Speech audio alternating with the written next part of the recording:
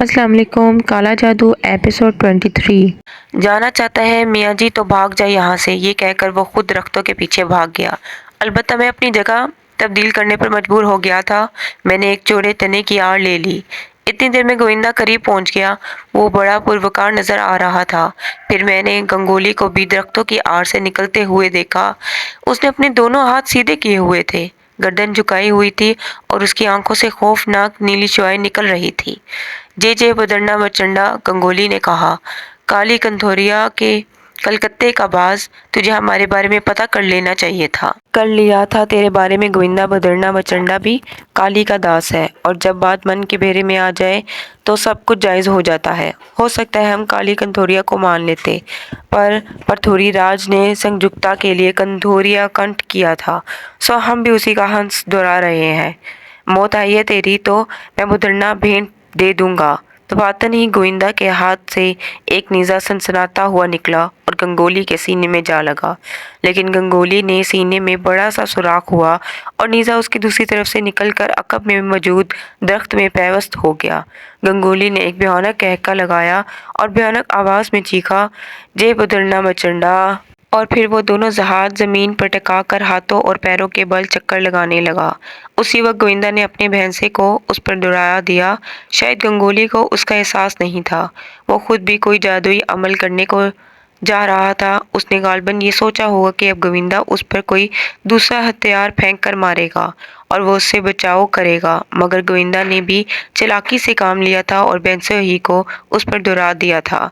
नतीजे में गंगोली भैंसे की लिपट में आ गया और भैंसा उसे रोनते हुआ दूसरी तरफ निकल गया। गंगोली जमीन पर जा पड़ा। गोविंदा ने कुछ फासले पर जाकर भैंसे का रुख तब्दील किया और हाथ में पकड़ा हुआ हथियार, जो कुल्हाड़ी की शक्ल में था, गंगोली पर खींच मारा। निशाना सच्चा था।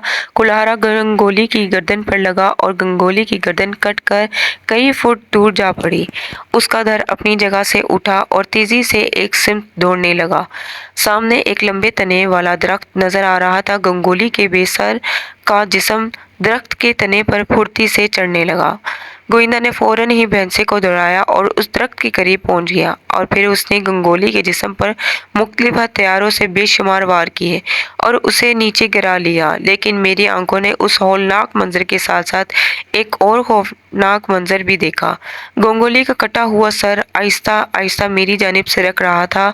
फिर वो तकरीबन 4 फुट ऊंचा बुलंद हो गया और उसके मुंह से एक सरगोशी सी निकली, अपना शरीर मुझे उधार दे दो मियाँ जी, वापस कर दूंगा। उस पापी गोविंदा को नीचे दिखाने के बाद जल्दी करो, अपना शरीर मुझे दे दो। हाथ बढ़ाकर मेरे सर को अपने सर पर रख लो। अरे देर हो रही है, अगर वो पलट पड़ा तो बुरा हो जाएगा। गंगोली का सर आहिस्ता आहिस्ता मेरी जानिब बढ़ने लगा और मेरे चेहरे से उसका फासला 1 फुट से ज़्यादा ना रह गया।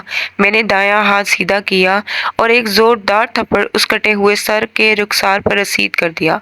सर बहुत दूर जा गिरा था और गोविंदा उसकी जानिब मतवज्जा हो गया था।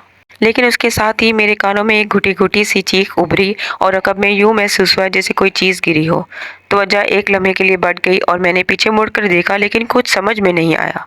दूसरी तरफ गोविंदा ने गंगोली के सर को अपने हाथ में पकड़े हुए दूसरे नेज़े में परो लिया था। उसके मुख्तलिफ हाथ अपने हथियारों से गंगोली के जिस्म को टुकड़े टुकड़े कर चुके थे।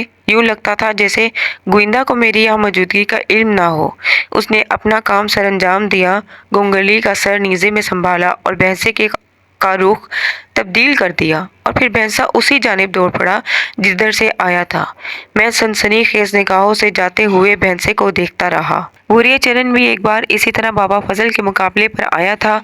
काला भैंसा काले जादू के माहिरों की खास सवारी मालूम होता था और गोविंदा यकीनी तौर पर गंगोली से बड़ा जादूगर था। वो अपने कौल में कामयाब हो गया था। अगर मेरा अंदाज़ा गलत नहीं था तो अब गंगोली का वजूद ख़त्म हो गया था। अजीब लड़ाई थी, बेहद भयानक, बड़ी दहशतनाक। फिजा में एक अजीब सी बदबू फैली हुई थी। बगौर जायज़ा लेने के बाद इंकशाफ हुआ कि ये बदबू गंगोली के जिस्म के उन टुकड़ों से उठ रही थी जो अब पानी की तरह पिघल रहे थे और गटर के काले पानी की तरह जमीन पर बह रहे थे। बदबू नाकाबिले बर्दाश्त थी। यहाँ अब कुछ नहीं रह गया था, चनाचा वापसी के सिवा और क्या करता। वापस पलटा ही था कि पिच कुछ सराहटें सुनाई दी। फिर एक हाँफती हुई आवाज़ सुनाई दी, मसूद मियाँ, मुझे भी साथ ले चलो, मुझे भी। मैं बुरी तरह उछल पड़ा। वो चीख और कुछ गिरने की आवाज़ याद आ गई। उस वक्त ज़हन में हज़यान था, इसलिए पूरी तवज्जो नहीं दे सका था, लेकिन ये आवाज़, ये शनासा थी। मैं उस दरख्त के पीछे पहुंच गया जहां से आवाज़ आई थी। वो सलामत अली ही थे, जो ज़मीन पर बैठे हुए थे। आप, मैंने आहिस्ता से कहा, माफ़ कर देना मुझे, माफ़ कर देना, तुम्हारे पीछे चला आया था। आह, मेरा बदन बेकार हो गया है, मुझसे उठा नहीं जा रहा। नहीं, आप ठीक हैं, आइए मेरा सहारा ले लीजिए। मैंने उनके जिस्म का बोझ संभाला और उन्हें खड़ा कर दिया। वो चौंक कर मुझे देखने लगे थे। मैं अब चल सकता हूँ, मैं चल सकता हूँ, ये देखो। वो 2 कदम आगे बढ़े। मैंने उनका हाथ थामे रखा था। आप बिल्कुल ठीक है, आइए वापस चले। सब कुछ छोड़ दिया मैंने। अगर सलामत अली ना होते तो शायद मैं गोविंदा के पास जाकर उसे मुबारकबाद देता, मगर अब वापस जाना ज़रूरी था। मैं फिर माफ़ी चाहता हूँ, ना जाने तुम्हारे किस काम में हर्ज हुआ। बस तजस्सुस पैदा हो गया था, छुपकर तुम्हारा पीछा किया। और इससे पहले मैंने ये सब कुछ सोचा भी नहीं था। आइंदा ख्याल रखिए सलामत अली साहब, ये एक जादू की काली दुनिया है और ऐसे मनाजिर जान ले लेते हैं। खुदा के लिए मेरा काम करने दें, मैं इसमें मुदाखलत आपको नुकसान ना पहुंच जाए। सख्त शर्मिंदा हूँ, आइंदा कभी। मगर मेरे खुदा, ये सब क्या था? आपके दोस्त श्री राम की एक मुश्किल का खात्मा हो गया है। गंगोली का खेल तो ख़त्म हो गया है और अब गोविंदा रह गया है। सिर्फ गोविंदा, वो भी ख़त्म हो जाएगा, इत्मीनान रखे, मैंने कहा। सलामत अली साहब चलते हुए लड़खड़ा रहे थे। मुझे उनकी हालत का अंदाज़ा हो गया था। वो खुद को लाख संभालने की कोशिश कर रहे थे, मगर खौफ से उनका बुरा हाल था। गलती की थी उन्होंने, अब जादूगरों की जद में आ सकते थे। मैंने उन्हें सहारा दिया और इंतहाई मुश्किल से ये तवील सफ़र तय हुआ। हम घर में दाखिल हो गए। अब क्या करोगे? उन्होंने पूछा और मैं मुस्कुरा दिया। अल्लाह बेहतर जानता है। मैं जाऊं? जी, आराम कीजिए, मैंने जवाब दिया। सलामत अली अंदर चले गए और मैं अपनी रहाइश गाह में दाखिल हो गया। फिर न जाने कब तक बिस्तर पे मैं उस बारे में सोचता रहा था। दूसरी सुबह मामूल के मुताबिक थी। नाश्ते पर सलामत अली से मुलाकात नहीं हुई थी, फरासत भी नहीं मिला था। फरकंदा कुछ देर के बाद नजर आई, कुछ परेशान थी। क्या बात है? अबू को बुखार और तेज हो गया है, उसने तशवीश से कहा और मैं चौंक पड़ा। सलामत अली साहब को बुखार आ गया है? मुझे किसी ने बताया भी नहीं। शदीद बुखार है, बेहोशी तारी है, बरहानी कैफियत है और न जाने क्या क्या बड़बड़ा रहे हैं। कभी भैंसा भैंसा चीखते हैं, कहते हैं हट जाओ सींग मार देगा। कभी कहते हैं ले गया सर ले गया। फरखंदा ने बताया और मैंने गहरी सांस ली। उस बात का खदशा था, मुझे रात ही को उनकी कैफियत का अंदाज़ा हो गया था। फरासत कहाँ है? किसी काम से गए हैं, आप चाहें तो अबू के पास चले। हाँ ज़रूर, मैंने कहा। सलामत अली का चेहरा सुर्ख हो रहा था। कभी आंखें खोल कर देखते, कभी अजीब अजीब सब मुंह बनाते, किसी पर निगाह नहीं जमा रहे थे। मैंने उनकी पेशानी पर हाथ रखा तो वो चीख पड़े। टक्कर मार दी, सर फट गया, गर्दन कट गई और वो देखो गर्दन ले गया। सलामत अली साहब, मुझे देखिए, मैं कौन हूँ? मैंने कहा और उन्होंने आंखें खोल दी। फिर गर्दन घुमा कर मुझे देखा। मैंने उनके सीने पर हाथ रख दिया था। दिल में एक आयत का विर्द किया और वो मुझे देखते रहे। फिर उन्होंने आंखें बंद कर ली थी। इतनी देर में फरासत वापस आ गया। डॉक्टर इश्तियात भी आ गए हैं, मेरा ख्याल है। मैं नहीं फरासत, ज़रूरत नहीं है, बुखार अभी थोड़ी देर में उतर जाएगा, मैंने कहा। फरासत ने अजीब से अंदाज में मुझे देखा और फिर माँ की तरफ देखने लगा। सब परेशान थे। फरासत मेरे साथ बाहर निकल आया, फिर बोला, कुछ देर पहले मैंने टेम्परेचर देखा था, तुम यकीन करो 105 बुखार है, ये बहुत खतरनाक है। नहीं, ठीक हो जाएंगे, फिक्र मत करो। मसूद, एक बात बताओगे? फरासत अजीब से लहजे में बोला। हूँ, ज़रूर। पिछली रात तुम और अबू कहाँ गए थे? फरासत अजीब से लहजे में बोला और मैं चौंक कर उसे देखने लगा। उसने कहा, उस वक्त मैं जाग रहा था, मैंने तुम्हें और अबू को आते हुए देखा और फिर सुबह को अम्मी ने बताया कि बुखार रात ही को चढ़ आया। वो सर्दी से कपकपा रहे थे। मुझे गुमान हुआ कि फरासत किसी बदगुमानी का शिकार हो रहा है। एक लम्हे सोचने के बाद मैं उसे हाथ पकड़कर अपने कमरे में ले गया। फिर मैंने कहा, रात को मैं काली मूरी गया था, मुझे नहीं पता था कि सलामत अली साहब मेरा पीछा कर रहे हैं। वो काले जादू की बस्ती है, बस वहाँ पहुँचकर वो डर गए हैं और कोई बात नहीं है। गोया हमारा अंदाज़ा ठीक था। फरकंदा कह रही थी कि तुम मानो या न मानो, मसूद उस शहर का शिकार हो गए हैं, उनका अंदाज से पता चलता है। क्या? मैं हैरत से बोला। اس کا حسن شیطانی صفات کا حامل ہے، اس کی آنکھوں میں سحر ہے، جسے دیکھ لیتی ہے وہ مصیبت میں پھنس جاتا ہے۔ وہ ضرور جادوگرنی ہے۔ کون خدا کے بندے؟ میں نے حیرت سے پوچھا۔ بننے کی کوشش مت کرو، میں پوجا کے بارے میں کہہ رہا ہوں، فراست نے سرد لہجے میں کہا۔ میں حیران نگاہوں سے اسے دیکھتا رہا، پھر میں نے ملامت آمیز لہجے میں کہا، فراست وہ ہندو ہے اور میں خدا کے فضل سے مسلمان، میرے اور اس کے درمیان ایسا کوئی رابطہ بھلا کیسے ہو سکتا ہے؟ فراست نے سنجیدہ نگاہوں سے مجھے دیکھا، پھر بولا، اگر ایسی کوئی بات نہیں ہے تو تم کالی موری کیوں گئے تھے؟ تمہارے خیال میں کیوں جا سکتا تھا؟ میں نے مسکراتے ہوئے پوچھا۔ بھائی ہمارے ذہن میں تو صرف یہی آتا ہے کہ تم اس کے حسن سے متاثر ہو گئے اور اس کے چکر میں مارے مارے پھر رہے ہو۔ میرا خیال تو یہ ہے کہ بلکہ تھا فراست کے چونکہ سری رام جی اور سلامت علی صاحب کے گہرے تعلقات ہے، بلکہ یہ بات بھی میرے علم میں آئی ہے کہ تمہاری دادی جان کی دعاؤں سے سری رام جی کے ہاں پوجا پیدا ہوئی تھی۔ ایسے حالات میں تم دونوں بہن بھائی بھی اس سے گہرے تعلقات ہوں گے، لیکن یوں لگتا ہے جیسے تم دونوں کے دل میں اس کے لیے کوئی قدورت ہے یا پھر نہیں، ایسی کوئی بات نہیں ہے مسعود صاحب۔ حقیقت یہ ہے کہ ہم لوگوں نے بچپن ساتھ گزارا ہے۔ پوجا بہت حسین ہے، اسے اپنے حسن پر بہت ناز بھی تھا، لیکن ہمارے لیے وہ صرف چاچا جی کی بیٹی تھی۔ ہم نے کبھی اس سے نہ بہت زیادہ حسین سمجھا اور نہ کوئی مختلف شے، مگر بس عجیب و غریب فطرت کی مالک ہے وہ، اور پچھلے کچھ عرصے سے تو اس کی کیفیت عجیب ہو گئی ہے، کسی کو منہ ہی نہیں لگاتی۔ لیکن ہمیں فراست نے جملہ ادھورا چھوڑ دیا۔ ہاں کہو، آگے کہو۔ نہیں، بس فرخندہ کا یہ خیال تھا کہ تم اس میں غیر معمولی دلچسپی لینے لگے ہو۔ دلچسپی تو میں اس میں لے رہا ہوں فراست۔ کیوں؟ اس کے متعلق جو کہانیاں میں نے سنی ہیں وہ بڑی سنسنی خیز ہیں۔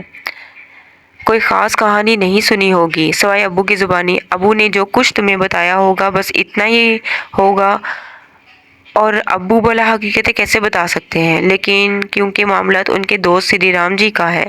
اچھا، اور کچھ حقیقتیں بھی ہیں؟ ہاں ہیں، بہت سے لوگ جانتے ہیں، مگر مجھے معلوم ہے کہ یہاں چندوسی میں تمہاری ملاقات ہوئی ہی کتنے لوگوں سے ہے۔ کیا کہانی ہے فراست؟ مجھے بتاؤ۔ کوئی طویل کہانی تو نہیں ہے، بس یوں سمجھ لو کہ گووندا اور اس کا خاندان ہندوؤں کی زبانی میں نیچ ذات لوگوں کا خاندان ہے۔ گووندا کے ماں باپ سری رام جی کے نوکر تھے۔ گووندا خود بھی بچپن سے سری رام جی کی چاکری کرتا رہا تھا اور اسی دوران اسے پوجا سے محبت ہو گئی۔ پوجا بھی سب کچھ بھول کر کہ وہ نیچ ذات ہے یا اونچ ذات، اس سے محبت کرنے لگی۔ اب یہ کوئی ایسی بات تو نہیں تھی۔ دونوں جوان ہو گئے اور پھر سری رام جی کو یہ بات معلوم ہو گئی کہ دونوں ایک دوسرے کو چاہتے ہیں۔ اوہ، تو تمہارا مطلب ہے کہ پوجا بھی گووندا کو چاہتی ہے؟ یقینی طور پر ایسے معاملہ یک طرفہ نہیں ہوتے، اور اس کے بعد جب سری رام جی کو یہ بات معلوم ہو گئی تو بس یوں سمجھو کہ گووندا کے خاندان پر عذاب نازل ہو گیا۔ ان کے ذریعہ معاش ہمیشہ سے سری رام جی کی ملازمت تھا۔ سری رام جی نے انہیں اس سے محروم کر دیا۔ وہ بھوکے مرنے لگے۔ گووندا کی ماں مر گئی، کچھ عرصے بعد باپ بھی مر گیا، بس خاندان کے دوسرے لوگ باقی رہ گئے تھے۔ خود گووندا کی حالت بھی بہت زیادہ خراب تھی۔ سری رام جی نے جب اسے پوچھا کہ کیا یہ سچ ہے کہ وہ پوجا کو چاہتا ہے تو اس نے سچائی کا اظہار کر دیا۔ نتیجتاً میں اسے 4 دن تک بھوکا پیاسا سری رام جی کے گھر میں ایک بند کمرے میں رہنا پڑا، اور جب سری رام جی نے یہ محسوس کیا کہ وہ بھوک سے مر جائے گا اور اپنی ضد نہیں چھوڑے گا تو اسے جوتے مار کر وہاں سے نکلوا دیا، اور کہیں وہ ان کے گھر میں ہی نہ مر جائے۔ نہ جانے کیا کیا تکلیفیں اٹھائی بیچارے گووندا نے، اور اس کے بعد وہ یہاں سے غائب ہو گیا تھا۔ پھر اس نے کیا کیا یہ اللہ ہی جانتا ہے۔ واپس آیا تو وہ شیطان کے مقابلے میں شیطان بن چکا تھا۔ اب یہ نہ دیکھو نا میاں مسعود کہ اونچی اور نیچی ذات کیا ہوتی ہے، ہمارے مذہب میں تو اس کی کوئی گنجائش نہیں ہے۔ اور اس کے بعد اب گووندا نے سری رام جی کو صحیح طور پر سنبھال رکھا ہے۔ پوجا خود کچھ نہیں کہتی، نہیں، وہ پاک باز خاتون بس خاموش رہتی ہے، ہر ایک سے ملنا جلنا بات کرنا چھوڑ دیا ہے، سری رام جی سے بھی کوئی شکایت نہیں کرتی، اور جو کچھ وہ کہتے ہیں وہ کرنے پر آمادہ ہو جاتی ہے۔ لیکن یہ سب دکھاوا ہے، حقیقت یہ ہے کہ وہ بھی گووندا کی سازش میں شریک ہے۔ کمال ہے، کمال ہے، میں نے کہا، اور اس کے بعد خاموش ہو گیا۔ یہ واقعی عجیب اور دلچسپ تھی۔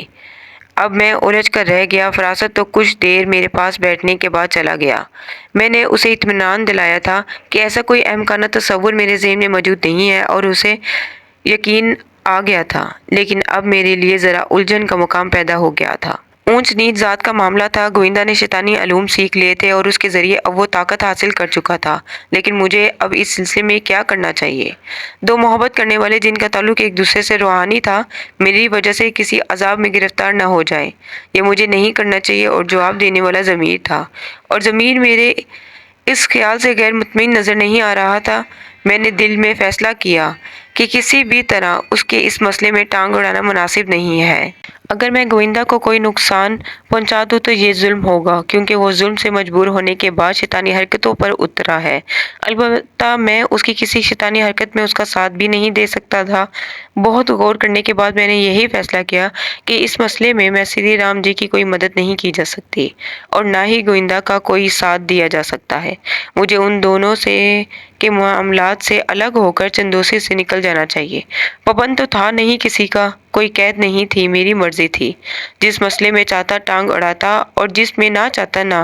کافی وقت یہاں گزرا، فراست تو پہلے ہی چلا گیا تھا۔ میں اپنی رام گاہ میں خاصا وقت گزارنے کے بعد باہر نکلا تو فرخندہ نظر آ گئی۔ میں نے اسے روک کر سلامت علی صاحب کے بارے میں پوچھا تو اس نے پرسکون لہجے میں بتایا کہ بخار اتر چکا ہے اور اب وہ گہری نیند سو رہے ہیں۔ مجھے یقین تھا کہ بخار اتر جائے گا۔ فرخندہ اب خاصی مطمئن نظر آ رہی تھی۔ تھوڑی دیر کے بعد تیار ہو کر چل پڑا۔ گووندا سے ملاقات کرنا چاہتا تھا۔ پچھلی رات ہی کو اسے ملتا اگر سلامت علی صاحب میرا پیچھا کرتے ہوئے وہاں نہ پہنچ جاتے۔ گھر سے نکل آیا، پیدل چلتا رہا۔ کالی موری کا فاصلہ اچھا خاصا تھا۔ دھوپ آہستہ آہستہ تیز ہوتی جا رہی تھی۔ تھوڑی دیر کے بعد میں کالی موری کے کھنڈرات میں داخل ہو گیا۔ یہاں وہی لامنتہی سناٹا چھایا ہوا تھا اور کہیں کوئی نظر نہیں آتا تھا۔ میں گووندا کو تلاش کرتا ہوا آگے بڑھنے لگا اور پھر میں نے اسے آواز دی۔ میرے آواز دینے پر وہ ایک بڑے سے پتھر کے پیچھے سے باہر نکل آیا۔ عجیب سا حلیہ بنایا رکھا تھا، چہرے پر سنگین خاموشی طاری تھی۔ میں اسے دیکھ کر مسکرا دیا اور وہ سنجیدہ نگاہوں سے مجھے دیکھتا رہا۔ میں نے کہا، تمہیں مبارکباد دینا چاہتا ہوں گووندا کہ تم نے نہ صرف اپنا کول نبھایا بلکہ اپنے دشمن کا خاتمہ بھی کر دیا۔ وہ ہمارا دشمن نہیں تھا میاں جی، بس یوں سمجھ لیں کہ ہم نے یہ سب کچھ نہیں کرنا چاہا تھا۔ کالا جادو کرتے ہیں مگر کسی کا جیون نہیں لیتے، پر آپ نے ایسی بات کہہ دی تھی اور وہ نہ ماننے والوں میں سے تھا، سو ہم نے اسے مقابلہ کیا اور وہ ہمارے سامنے شکست کھا گیا۔ مجھے اس کا علم ہے گووندا، اور تمہاری کہانی بھی میرے علم میں آ گئی ہے۔ تم پوجا سے محبت کرتے ہو؟ گووندا کے چہرے پر عجیب سے آثار پھیل گئے۔ اس نے کہا، یہ کہانی میاں جی تمہیں چندوسی والوں نے ہی سنائی ہوگی، لیکن چندوسی والے سری رام جی کے خوف سے ہمیشہ ادھوری کہانی سناتے ہیں۔ اگر پوری کہانی سننا چاہو تو میں تمہیں سنا سکتا ہوں۔ نہیں گووندا، میں نے پوری کہانی سنی ہے۔ مجھے علم ہو گیا ہے کہ سری رام جی نے تمہارے اہل خاندان کے ساتھ بڑی زیادتی کی ہے اور تمہیں بھی کافی اذیتیں پہنچائی ہے۔ اگر سن چکے ہو میاں جی تو پھر خود فیصلہ کر لو کہ ہمارا کیا قصور ہے۔ میں سری رام جی کے ملازم سے تنگ آ کر باہر نکل گیا۔ میرے اندر ہمت تھی، اگر میں چاہتا تو بے شمار دولت کما کر ایک امیر آدمی بن سکتا تھا، لیکن سری رام جی جیسے ہر دھرم آدمی کبھی اس بات کو تسلیم نہ کرتے اور یہ نہ مانتے کہ ایک نیچ ذات ان کا برابر والا ہو سکتا ہے۔ بس اس خیال نے میاں جی دماغ گھما دیا، اور پھر میں نے سوچا کہ کیوں نہ ایسی طاقتیں حاصل کی جائے جن کے ذریعے سے سری رام جی کو مجبور کر دیا جائے۔ میں نے یہاں پر بھی دھوکہ نہیں کیا اور سری رام جی کو یہ سمجھا دیا کہ میرے پاس کالی قوتیں ہیں۔ وہ اگر سیدھی طرح نہ مانیں گے تو پھر میں انگلیاں ٹیڑھی کر لوں گا۔ میاں جی سب کچھ کر سکتا تھا میں ان کالی قوتوں کو حاصل کرنے کے بعد، لیکن میں نے کچھ نہیں کیا۔ میں سری رام جی کو بھی دھوکہ دے سکتا تھا، پوجا کو ایسے نقصانات پہنچا سکتا تھا کہ اس کے بعد سری رام جی اسے اپنے ہاتھوں سے نکال کر گھر سے باہر ڈال دیتے۔ مگر میں پوجا کو اسی عزت کے ساتھ اپنی زندگی میں شامل کرنا چاہتا ہوں جس طرح لڑکیاں اپنے گھروں سے ودا ہوتی ہیں۔ یہ اس کی عزت کے لیے ہے میاں جی، کیونکہ میں اسے محبت کرتا ہوں، ورنہ میرے کالے جادو کے سامنے کیا سری رام جی اور کیا ان کی اوقات۔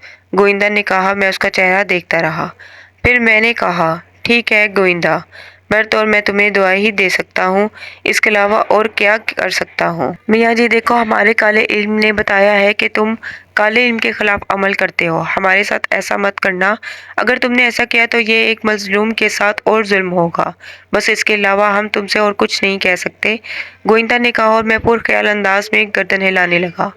پھر میں نے کہا، نہیں گووندا، یہ سب کچھ معلوم کرنے کے بعد میں تمہارے خلاف کچھ نہیں کرنا چاہتا۔ मगर तुमसे कुछ और कहना चाहता हूँ। कहो महाराज। गोविंदा, मेरा तजुर्बा ज़्यादा नहीं है, लेकिन एक बात सभी जानते हैं, मोहब्बत आसमानी जज्बा होता है। तुम्हारे दीन धर्म में भी उसे भगवान का रूप कहा जाता है। भगवान के उस सुंदर रूप को तुमने शैतान की आगोश में क्यों दे दिया? गोविंदा मेरी सूरत देखता रहा, फिर उसकी आंखों में आंसू आ गए। वो सिसकियाँ लेते हुए बोला, जीवन से ज़्यादा प्यारी है वो हमें, बचपन से हमारी है वो। हम दोनों एक दूसरे के सिवा कुछ नहीं सोचा। बचपन में भी वो कहती थी कि गोविंदा, हम हमेशा साथ खेला करेंगे, चाहे बूढ़े हो जाएं, चाहे मर जाएं।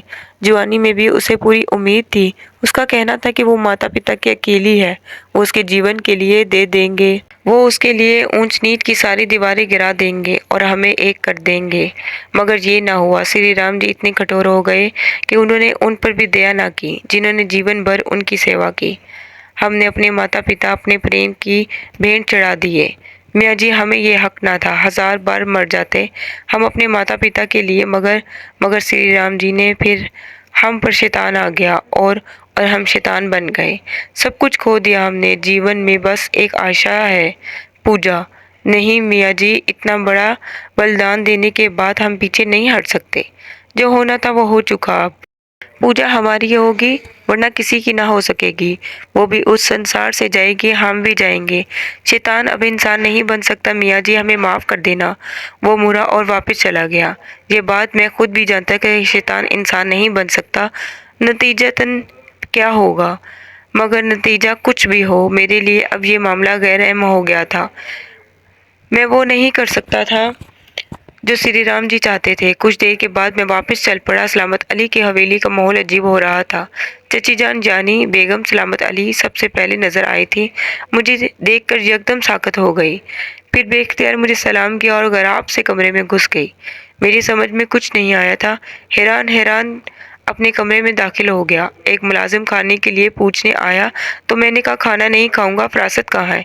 अंदर है, मेरे पास भेज दो, मैंने कहा और मुलाजिम चला गया। मैं इंतज़ार करने लगा। काफ़ी देर गुजर गई, फरासत नहीं आया था। न जाने क्या किस्सा था। सूरत हाल मालूम करने के लिए निकलना ही चाहता था कि दरवाजे पर आहटें महसूस हुई। फिर फरकंदा और फरासत एक साथ अंदर आए थे। दोनों ने सर पर हाथ रखकर मुझे सलाम किया था। मैं मुस्कुराती नज़रों से उन्हें देखने लगा। फिर मैंने कहा, ये कोई नया ड्रामा है?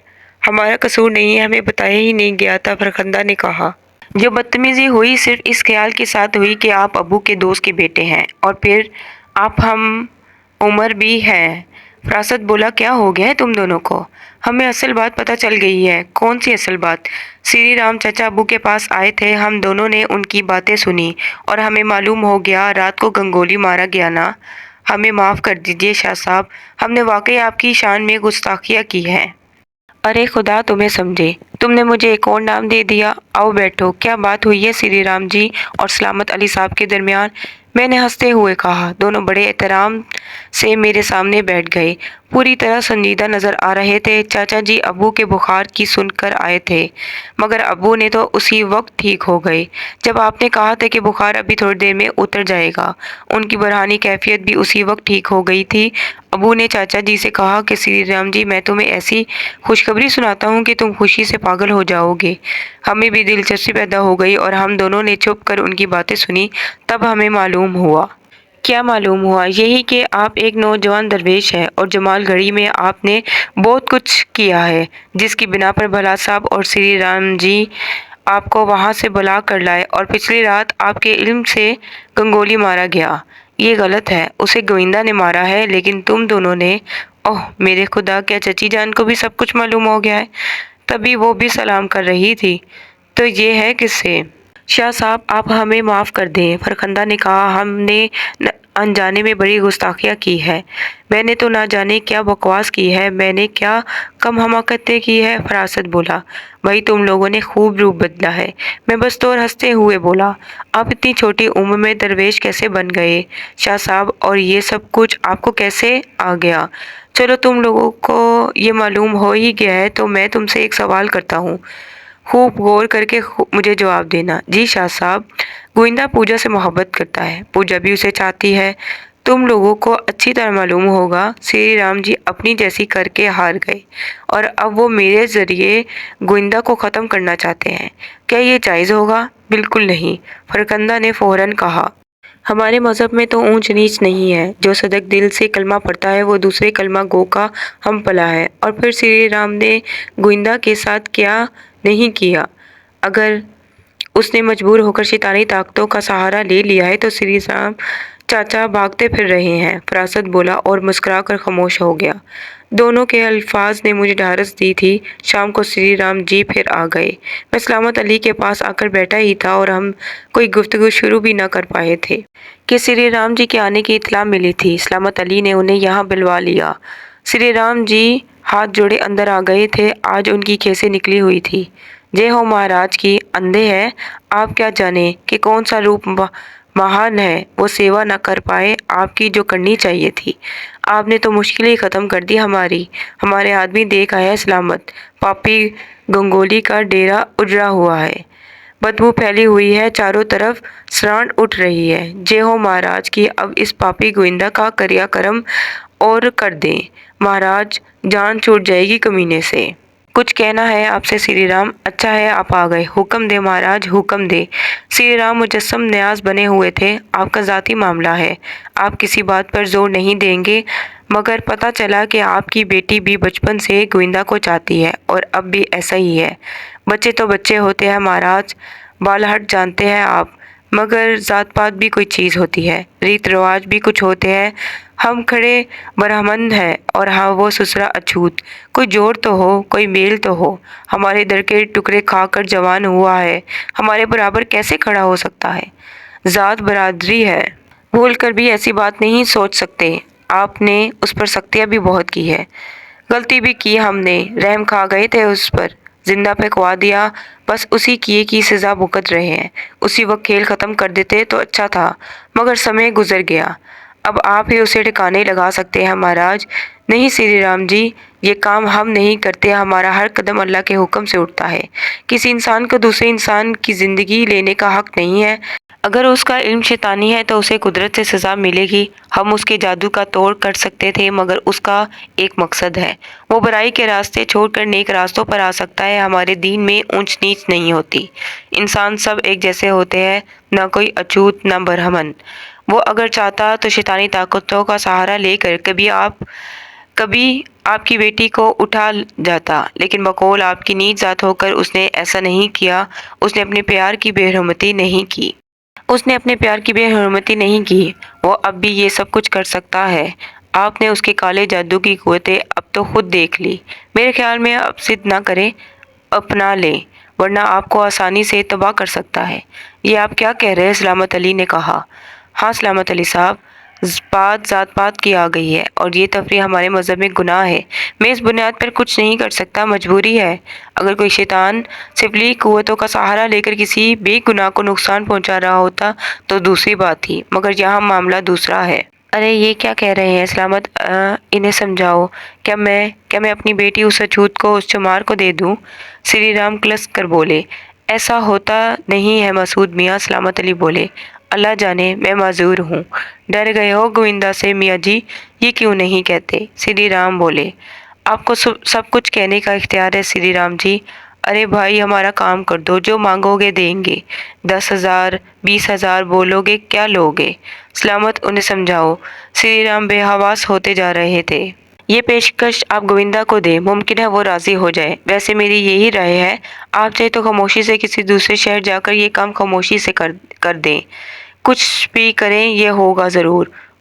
ٹانگ برابر چھوکرے ہو میاں جی، باتیں لمبی کرتے ہو، بڑے آئے پیر ٹنڈن شاہ بن کر۔ ارے تم سن رہے ہو اس کی باتیں سلامت علی؟ سری رام بگڑ گئے۔ میں مسکراتا رہا۔ سلامت علی دم بخود تھے۔ سری رام کھڑے ہو گئے، پھر بولے، میں جا رہا ہوں سلامت، آگ لگا دی ہے میرے من میں۔ اسے سمجھاؤ، نہ مانے تو تم جانو تمہارا کام۔ وہ تیزی سے آگے بڑھ گئے۔ سلامت علی مسلسل خاموش تھے۔ میں نے مسکرا کر انہیں دیکھتے ہوئے کہا، جی محترم سلامت صاحب، کیا حکم ہے آپ کا؟ سلامت علی خاموشی سے کچھ سوچ رہے تھے، پھر انہوں نے کہا، دوستی دنیا تک ہے مسعود شاہ صاحب، اس کے بعد قبر میں جانا ہے۔ ایک ایسے کام کی حماقت کیسے کر سکتا ہوں جس کی اجازت مذہب نہ دیتا ہو؟ آپ سب کچھ بہتر سمجھتے ہیں، میں بھلا یہ بنائی کہاں رکھتا ہوں؟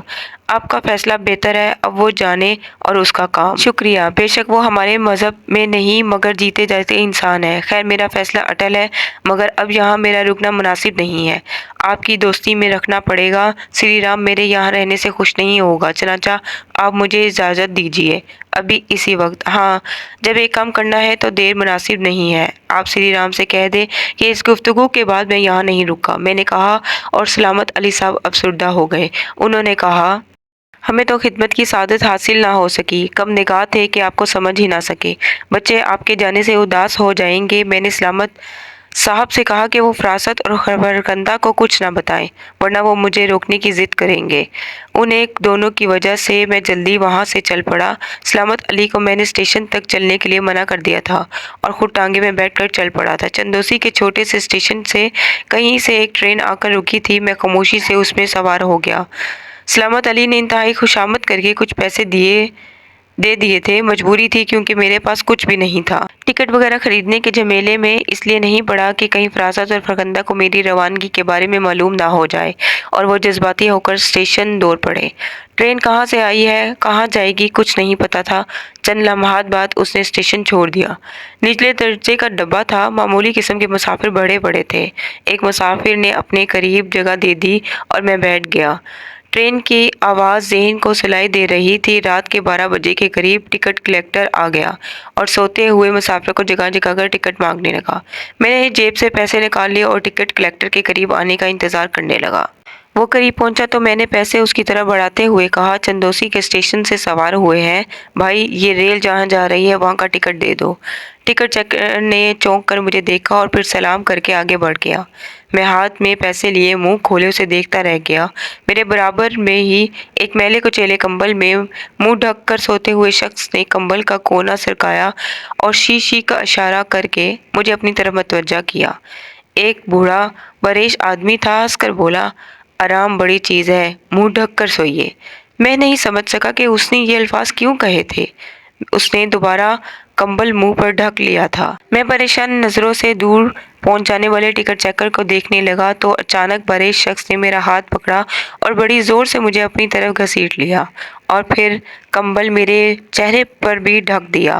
میرے بدن میں سناٹا سا پھیل گیا تھا۔ کمبل کی تاریکی میں ایک لمحے کے لیے گھٹن کا احساس ہوا اور پھر فنا ہو گیا۔